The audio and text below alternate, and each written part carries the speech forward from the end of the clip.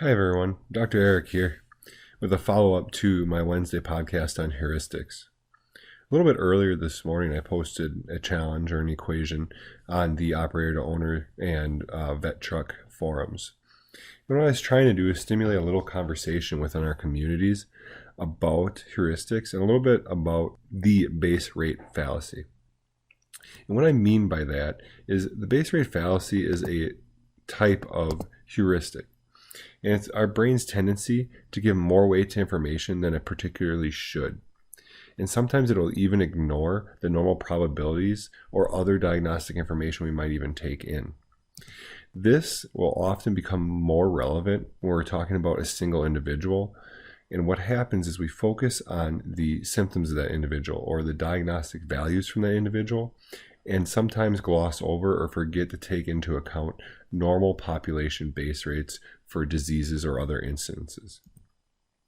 So the example I gave to the community, in essence, was a contagious disease that has a 5% incidence rate that could be tested for with 90% accuracy. And my simple ask was, what is the likelihood of an animal with a positive disease having that disease?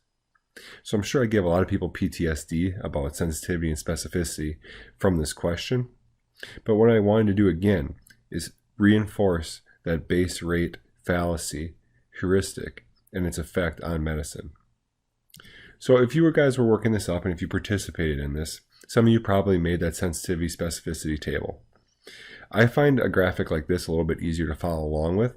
So I'm going to use this in this example instead of that.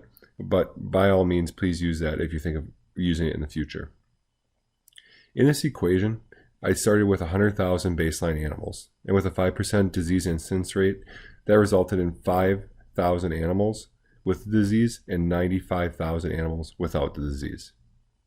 Now, if we factored in the 90% accuracy rate, that resulted in 4,500 animals with a true positive test, 500 animals with a false negative test, 9,500 animals with a false positive test, and 85,500 animals with a true negative test.